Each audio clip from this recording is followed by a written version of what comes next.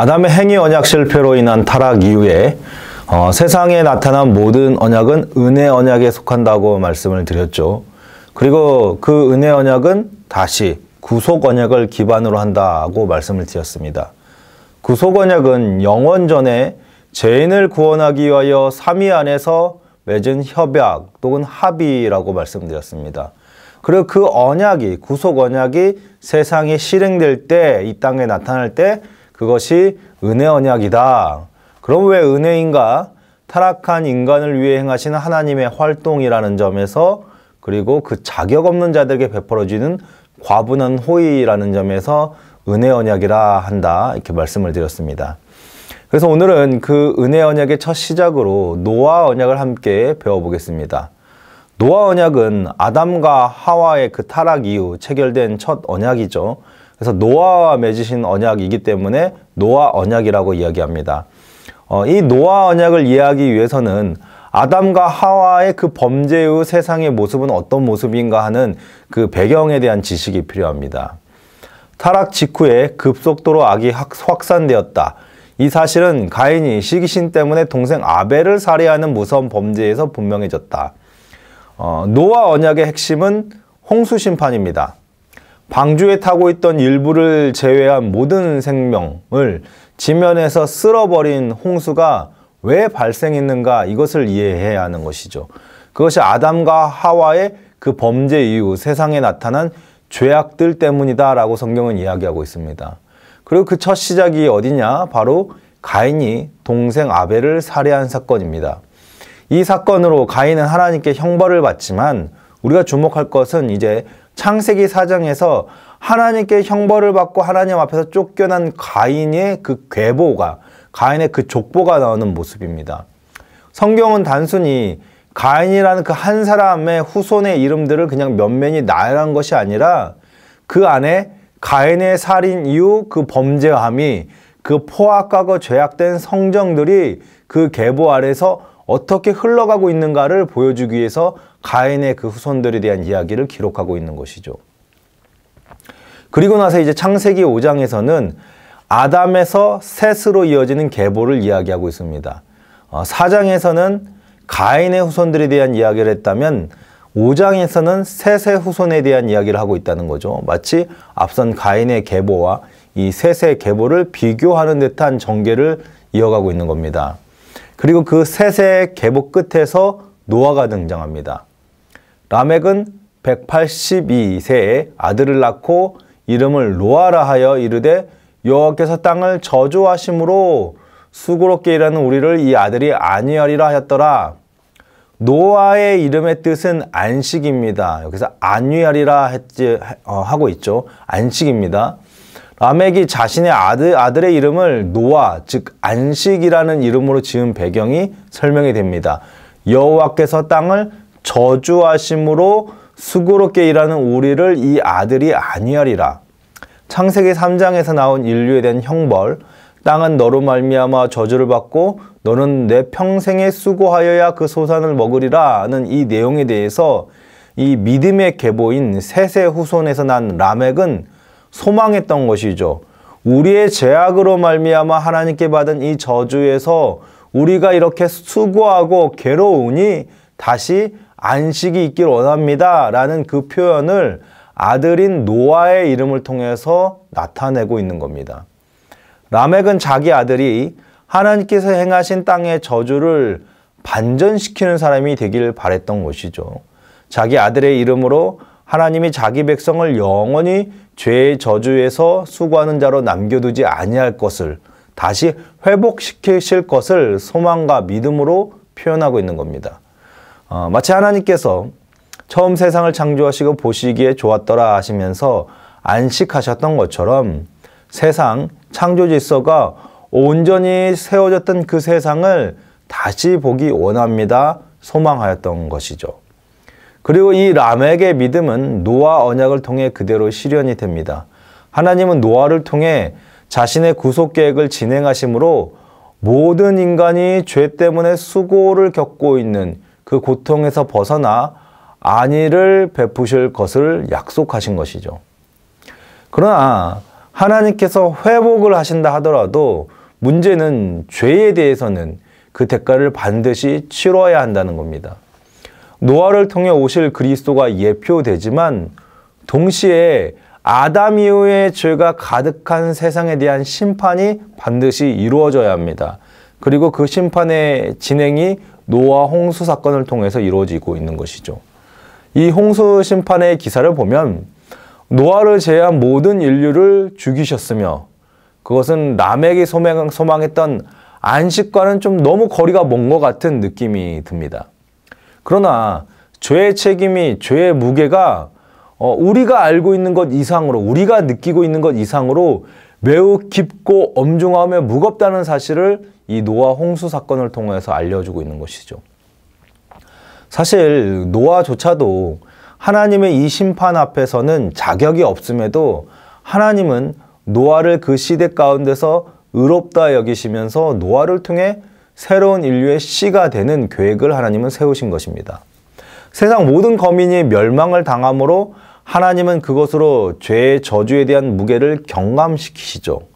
그리고 이 세상에 대한 심판이 진행되는 것을 멈추십니다. 그때 노아는 방주에서 내려서 그 제단을 쌓고 하나님께 정결한 짐승으로 제사를 드립니다.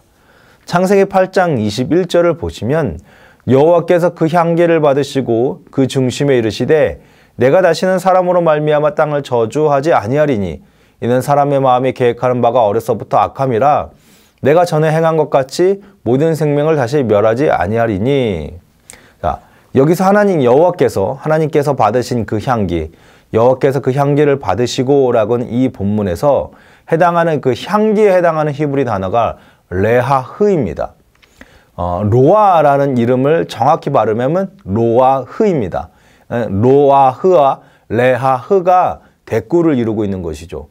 그러니까 다시 말하면 여호와께서 노아흐가 드린 그 레하흐를 받으시면서 하나님께서는 다시 세상을 멸하지 아니하시기로 언약하셨다, 이렇게 이해할 수 있는 겁니다. 이름을 통해서 지금 하나님께서는 이 노아의 삶이, 노아의 존재가 어떤 존재인가 하는 것을 이야기하고 있는 거죠.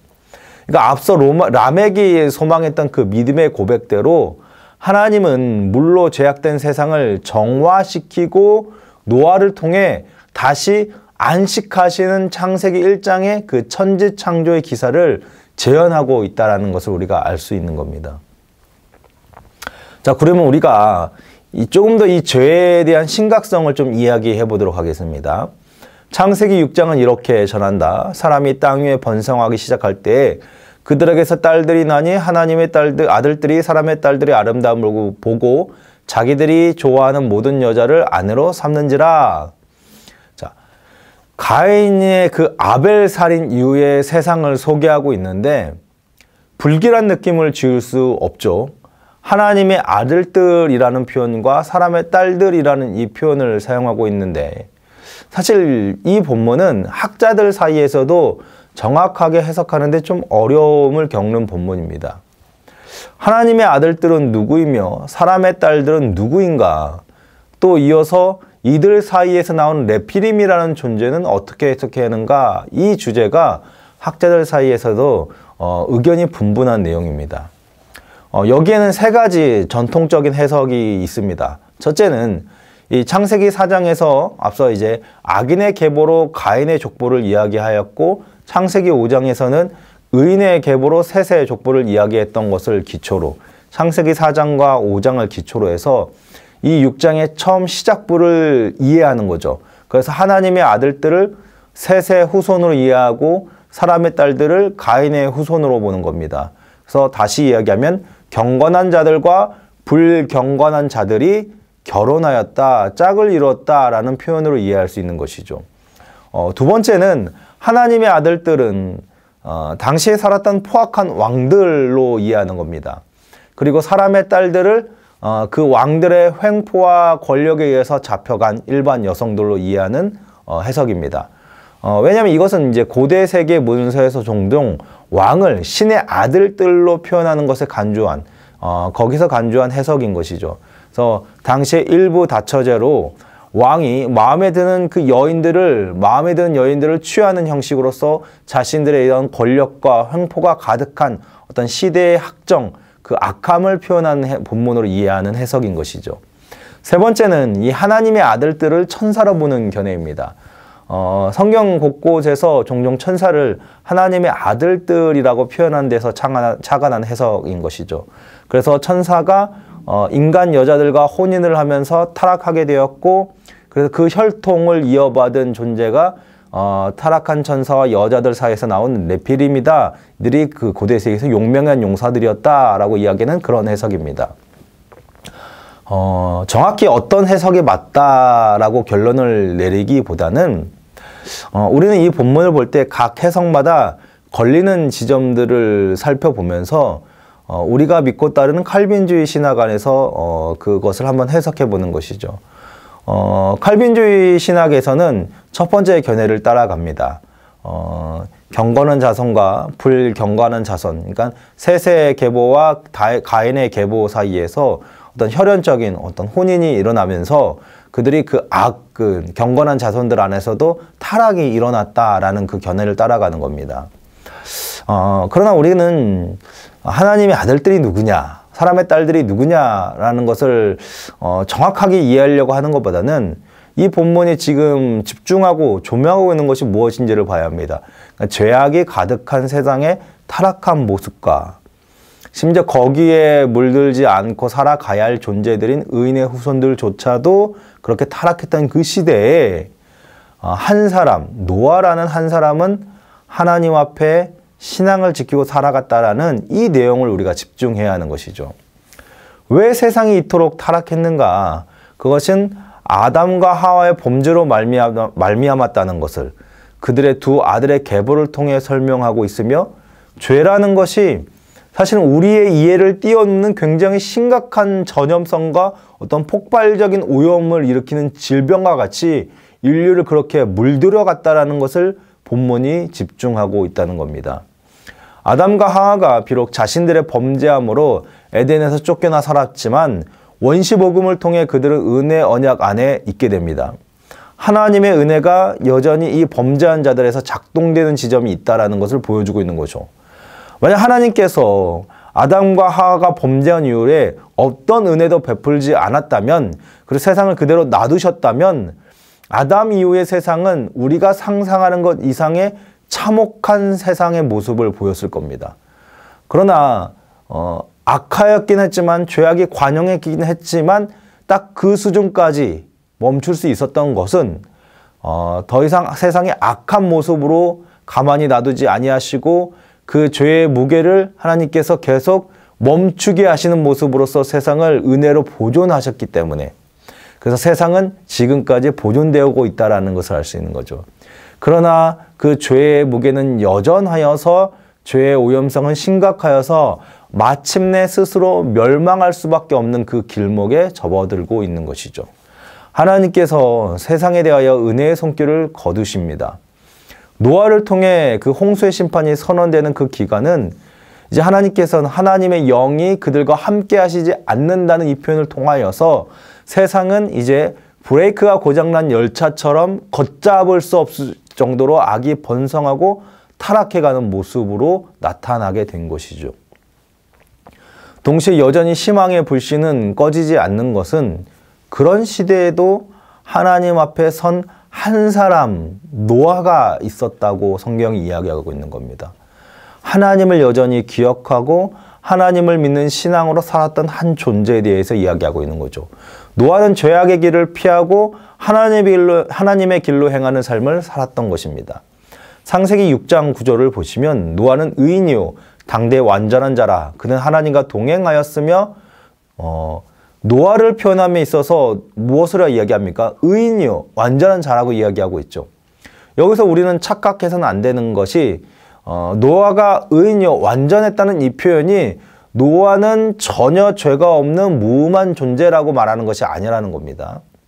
그러나 노아는 여호와께 은혜를 입었다. 이는 노아 언약 이해를 위해 중요하다. 하나님과 노아의 관계를 하나님의 은혜라는 표현으로 규정하고 있다. 분명 범죄하기 전에 아담은 세상에 죄가 없는 상태로서 무음한 존재였습니다. 따라서 아담은 자신의 의지로 의로운 삶과 악한 삶의 행위를 결정할 수 있는 것이죠.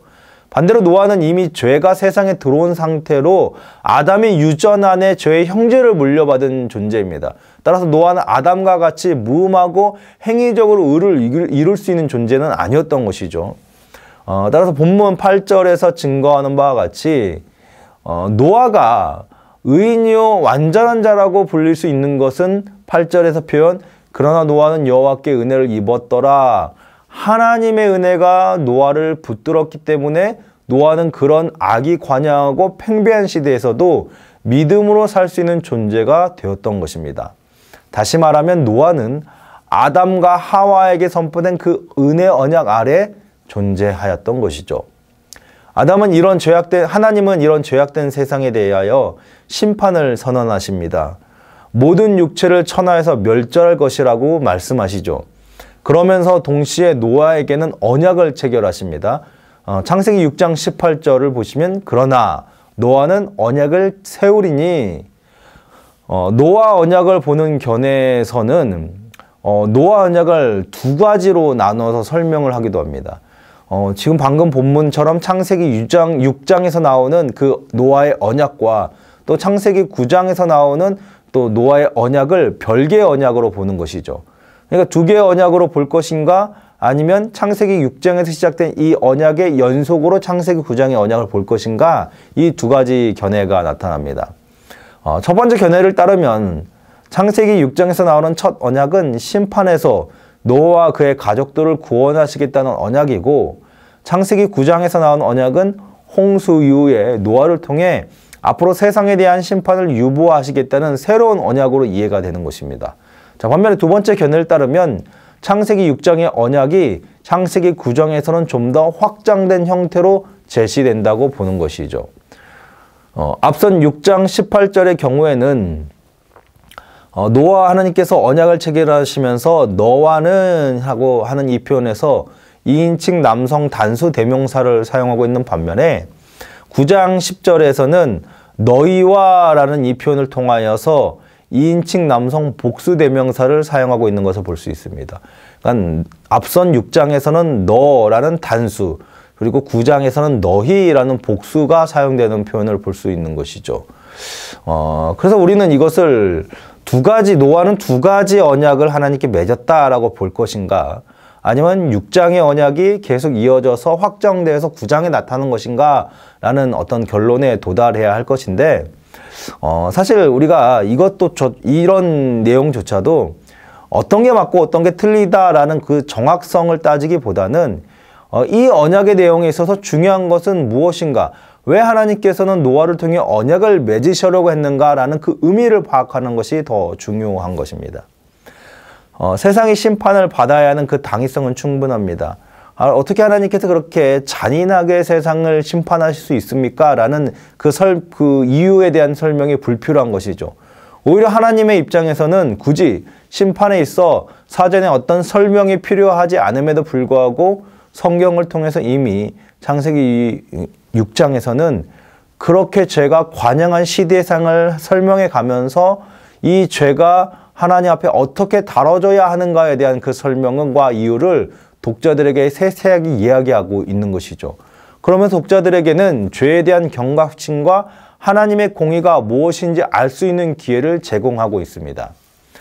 동시에 노아를 포함해 그 누구도 사실 자격이 없음에도 불구하고 하나님은 노아에게 은혜를 베푸셔서 이 심판당할 세상에서 아무도 구원받을 만한 자격이 없음에도 불구하고 노아라는 한 사람을 구원하심으로써 구원받을 수 있는 존재에 대한 소망을 우리 가운데 제공하고 있는 것이죠. 그런데 노아 언약은 여기서 한 가지 더 특징이 있습니다. 단순히 구원받을 하나님의 택한 백성에 대한 소망을 주는 것을 넘어서서 모든 창조 세계에 대한 하나님의 보편적인 은혜를 이야기하고 있는 겁니다. 그것이 창세기 9장에서 제시된 언약의 내용들입니다. 앞선 그 창세기 6장에서는 너라는 그 택함 받는 자들에게 주어지는 은혜의 구원이 나타났다면 이후 노아를 통해 체결된 하나님의 약속은 세상을 다시는 물로 심판하지 않으리라 라는 노아뿐만 아니라 앞으로 이후에 나타날 모든 인류 세상에 대한 보편적이고 범세기적인 차원으로 확대된 언약이 선언되고 있는 것이죠. 그러니까 노아와 그의 계보를 따라가는 그 믿음의 백성들 뿐만 아니라 세상이 하나님께서 제시한 그 기한이 찰 때까지는 이제는 이런 식의 어떤 심판이 주어지지 않을 것이라는 선언이 이 창세기 9장의 노아 언약을 통해서 나타나고 있는 겁니다. 이 부분이 노아 언약이 다른 언약과는 다른 지점을 만들어냅니다. 이제 앞으로 살펴볼 아브라함 언약이라든가 모세 언약이라든가 다윗 언약은 그 대상이 굉장히 특정적입니다. 믿음의 자손들, 즉 언약의 백성들이라는 점에서 언약의 적용이 분명한 데 비해 노아 언약은 노아의 후손들 뿐만 아니라 세상의 모든 생명들에게 적용되는 언약으로서 하나님께서 노아에게 주신 것이죠. 이 내용이 중요한 것은 인류는 물론이고 식물계와 동물계를 포함한 온 땅이 하나님의 은혜의 언약의 수혜자임을 계시하기 때문이다. 예수님은 우주적인 구속이 임하게 하심으로 우주적인 그리스도이시다. 하나님은 만유의 주제이시죠. 우리가 오늘과 같이 불신앙의 팽배한 시대, 그래서 온 도처에 하나님에 대하여 증명되지 못한, 그래서 하나님에 대해 이야기하기를 신화 혹은 미신이라는 의문이 가득한 그 시대에서도 하나님을 우리 안으로만, 또 우리 교회 안으로만 신앙을 통용해는 그 진리로서 볼 수 없는 이유가 바로 노아 언약을 통해서 나타나고 있는 겁니다. 성경은 노아 언약을 통해 우리에게 무엇을 제시하고 있냐면 이 세상이 지금까지 유지되는 유일한 이유는 무엇인가? 하나님이 노아와 맺으신 언약을 신실하게 지키시기 때문이라는 사실을 이야기하고 있는 겁니다. 그리고 그 중심에는 바로 하나님의 언약 백성이 있는 거죠. 창조세계의 모든 피조물은 마땅히 땅의 저주 아래에서 신음하며 탄식하여서 우리와 함께 저주의 고통을 당합니다. 동시에 이런 고통을 끝낼 수 있는 유일한 방법은 무너진 창조 질서를 온전한 순종을 통해 회복하실 예수 그리스도의 구속 역사밖에 없는 것이죠. 따라서 요한계시록에서는 이 그리스도의 구속과 재림을 새하늘과 새 땅에 어떤 임하는 모습으로서 이야기하고 있는 겁니다. 하나님의 백성들에게만 구원이 있는 것이 아니라 모든 창조 세계가 다시 이전처럼 회복되어 새롭게 될 것이라는 그 전망을 말씀하고 있는 겁니다. 그때까지 하나님은 이 세상에서 무엇을 이루시는가? 이 세상을 멸망에 두지 않고 심판을 유보하시고 언약의 백성들이 하나님께서 계획하시는 그 바대로 수가 찰 때까지 구원의 역사를 계속 이루어 가신다는 겁니다. 이것을 우리에게 오늘 적용해 보면 언약 백성을 통해 바로 우리들인 믿는 사람들을 통해서 지금 이 세상은 심판이 유보되고 그 세상이 여전히 존재할 수 있는 이유가 나타난다는 겁니다. 바로 믿는 자들로 인하여서 이 타락한 세상이 하나님의 은혜를 입게 되는 겁니다. 이것이 노아 언약을 통해 주신 하나님의 은혜입니다. 여러분 한 사람 한 사람이 이 언약 안에서 세상을 존속시키는 이유로 살아가고 있는 참 증인이라는 것이죠. 아브라함이 그 자신을 통해 온 가족이 복을 얻고 마침내 그 혈통 안에서 이스라엘이 복을 받듯이 노아 언약은 의인의 혈통은 이 노아의 자손들을 통해 세상이 하나님께 은혜를 입을 것이라 말씀하고 있는 겁니다. 한편 이 언약에 있어서 언약의 조건을 충실하게 이행할 것에 대한 요구도 나타납니다. 하나님은 창세기 6장에서 노아와 언약을 체결하시면서 방주를 지으라고 말씀하시죠. 그리고 노아는 그 하나님의 말씀에 어떻게 대합니까? 그대로 순종하죠. 창세기 6장 22절을 보시면 노아가 그와 같이 하여 하나님이 자기에게 명하신 대로 다 준행하였더라. 순종은 하나님을 경외하는 가장 완전한 방법입니다. 아담이 지어질 존재의 목적 자체가 에덴에서 왕이요, 선지자요, 제사장으로서 역할을 다하는, 즉 창조 질서에 순종하는 존재로 아담은 지음을 받았죠. 그것이 피조세계에 나타난 하나님의 뜻입니다.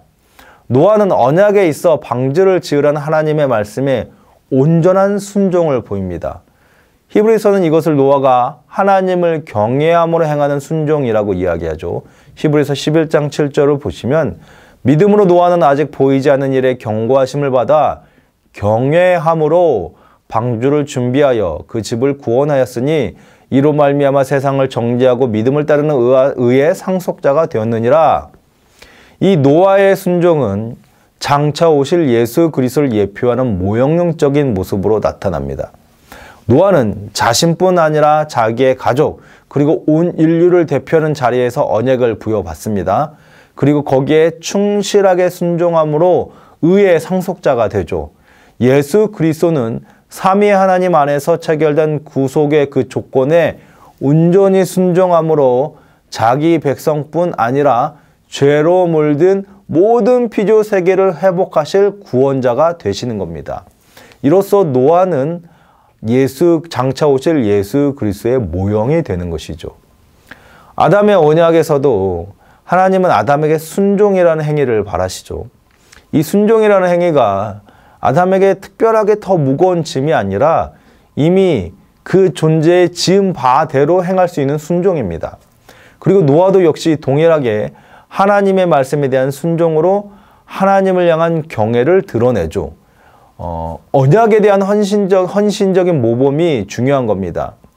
인간이 그 연약함에 의해서 언약에 충실하지 못하고 언약에 온전치 못한다 하더라도 하나님은 그 인간에게 요구하시기를 언약에 대한 그 순종을 요구하시는 겁니다. 아브라함이나 다윗과 같이 끝까지 하나님을 경외한 모습으로 언약 앞에 서 있기를 바라시는 거죠. 그것이 아담에게 요구되었던 신실함의 행위인 겁니다. 아담의 범죄한 이후 누구도 온전하게 순종할 수는 없지만 비록 하나님이 주신 은혜가 작동되어야지만이 비로소 온전치 못한 작은 충성을 보이지만은 하나님은 이 모든 것을 은혜 언약 안에서 기뻐함으로 받으시는데, 왜냐하면 이 모든 것이 장차 완전한 순종을 이루신 예수 그리스도를 향해 가고 있기 때문입니다. 여기서 우리는 노아 언약의 여러 면에서 창조 언약의 재구성임을 본다. 그것은 하나님이 아브라함의 후손과 같은 특정한 인종, 그룹과 맺으신 언약이 아니라 노아는 자격에 있어 타락 이전의 아담과 유사하다. 하나님이 아담의 악한 후손들을 모조리 없애고서 새로 시작하셨다. 그는 창조 언약을 재건하셨다. 역시 베드로후서 3장 5절에서 7절을 보면은 이는 하늘이 옛적부터 있는 것과 땅이 물에서 나와 물로 성립된 것도 하나님의 말씀으로 된 것을 그들이 일부러 잊으려 함이로다. 이로 말미암아 그때 세상은 물이 넘침으로 멸망하였으되 이제 하늘과 땅은 그 동일한 말씀으로 불살하기 위하여 보호하신 바 되어 경건하지 아니한 자들의 심판과 멸망의 날까지 보존하여 두신 것이니라.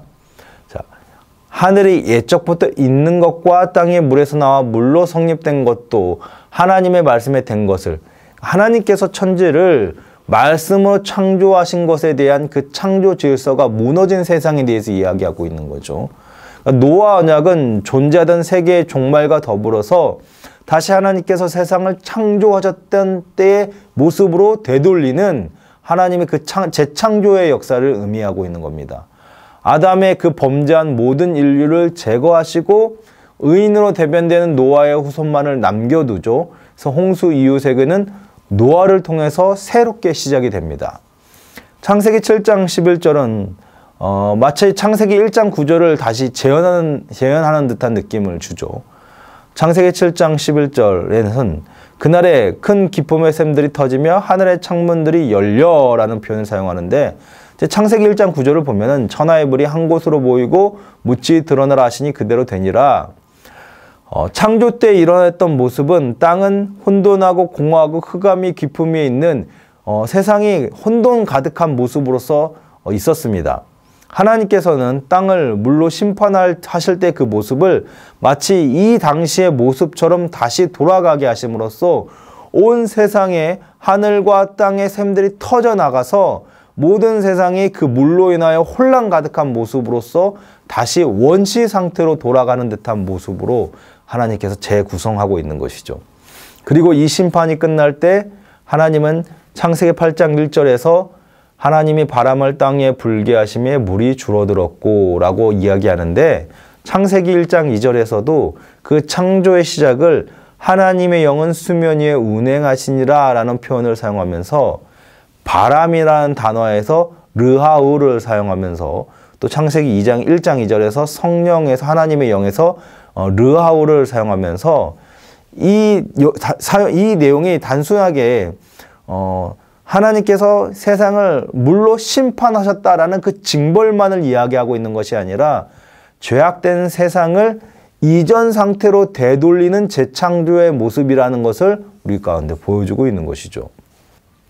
창조 때 혼돈이 물과 물이 나누어서 질서를 이룬 것과 같이 노아의 홍수 때 다시 물과 물이 나뉘어 있던 것이 다시 하나로 혼란스럽게 뒤엉키면서 이전 상태로 회귀되고 심판이 멈출 때에는 바람을 불게 하시며 물을 물러가게 하신 것이 창조 때 하나님의 영이 수면을 운행하시면서 질서가 이루어진 것 같은 모습으로서 서로 연결시켜서 이야기하고 있는 것이죠.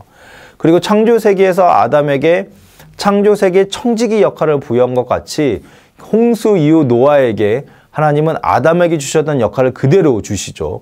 이런 면에서 노아는 아담에게 주셨던 명령을 이어받는 존재라고 볼 수 있는 겁니다.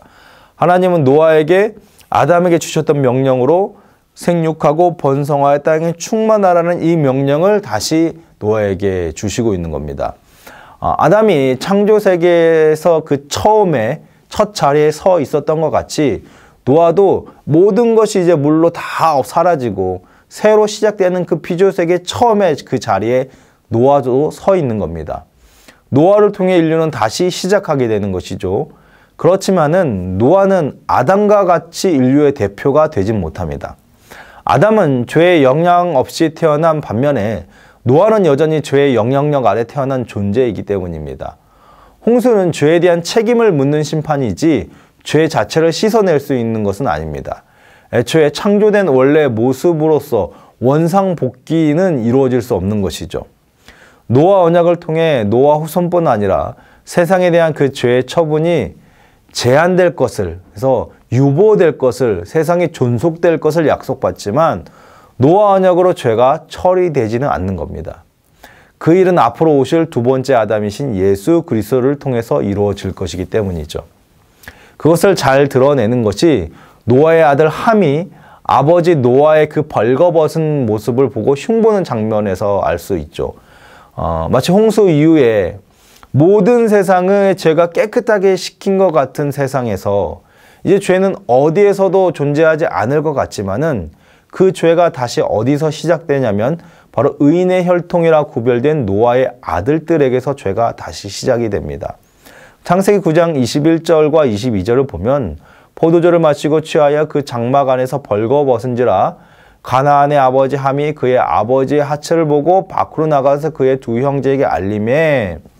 여기서 알림에 이 알리다에 해당하는 단어는 단순히 어떤 정보를 제공하는 것이 아니라 떠들다, 떠벌리다의 의미를 갖고 있습니다. 그러니까 함은 형제들에게 가서 아버지의 이러한 모습을 흉보며 욕보인 것이죠. 인간 안에 문신처럼 지독하게 남아있는 죄의 형질이 무엇인가를 다시 볼 수 있는 섬뜩한 장면이 아닐 수 없는 겁니다. 세상은 물로 깨끗하게 정화된 것 같지만 여전히 죄는 남아있는 겁니다. 그리고 그것이 창세기 11장에서 바벨탑 사건으로 홍수 이전과 같은 모습으로 세상이 죄가 왕성한 모습으로 돌아간 모습을 다시 조명하고 있는 것이죠. 홍수 심판은 단순히 세상에 죄가 가득하여 더 이상 참을 수 없었던 하나님의 진노 정도로 이해되지 않습니다. 앞으로 이루어질 그 미래의 심판을 예언하는 장치들로서 제공되는 거죠. 죄는 어떻게 처벌받아야 하는가, 죄에 대한 완전한 심판이 어떻게 이루어질 것인가 하는 그 단서를 제공하고 있습니다. 동시에 홍수 심판 아래에서 방주를 통하여서 그 심판을 무사히 통과한 노아의 모습을 통하여서 우리는 이제 앞으로 신약 시대에 주어질 세례의 의미를 이해할 수 있습니다. 노아와 그의 가족들은 구원의 방주 안에서 심판의 물을 무사히 통과하죠. 마찬가지로 구약에서 이스라엘 백성들이 애굽을 나와 홍해를 건널 때 그 홍해 사이를 무사히 건넌 것, 그리고 여호수아와 이스라엘 백성들이 가나안 땅을 앞두고 요단강을 건널 때 그 요단강 사이를 무사히 건넌 것. 그러니까 물이 주는 심판의 이미지와 물로서 깨끗해지는 그 이미지가 동시에 작용해서 그 물을 지나면서 그들은 살아서 새롭게 되는 지점을 이야기한 것처럼 이 노아와 그의 가족들이 방주 안에서 심판을 통과하여 살아남았던 것은 이제 신약 시대에 세례를 통하여서 하나님의 백성들에게 주어지는 그 세례의 의미로서 우리에게 다시 제공되는 것이죠. 하나님께서 택하신 백성들을 세상으로부터 분리시켜서 참 생명을 공급하시고 새로운 존재가 되는 것. 그래서 나는 이제 예수와 죽고 예수와 다시 사는 그것을 세례를 통해서 우리가 깨달은 것.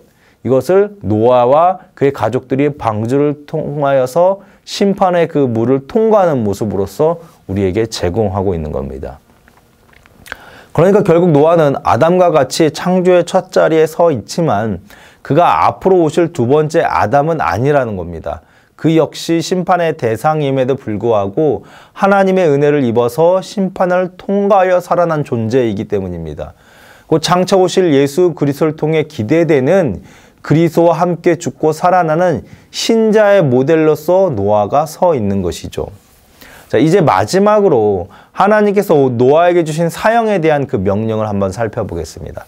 창세기 9장 6절을 보면 다른 사람의 피를 흘리면 그 사람의 피도 흘릴 것이니 이는 하나님의 자기 형상대로 사람을 지으셨음이니라.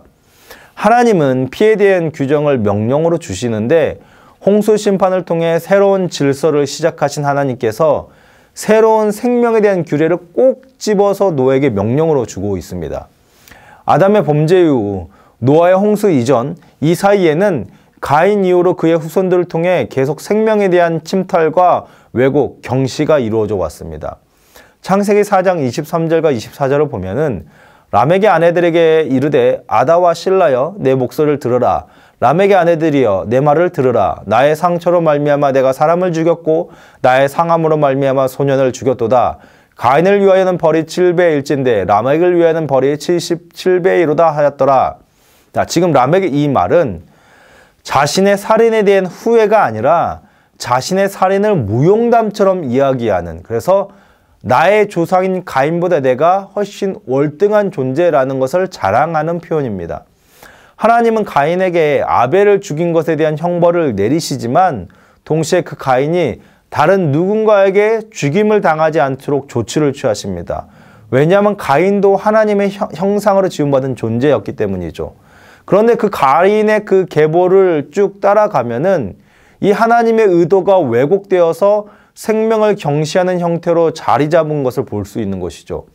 따라서 하나님은 홍수 심판을 통해 새로운 질서를 세우시는데 노아에게 생명에 대한 지침을 분명하게 선언하고 있는 겁니다.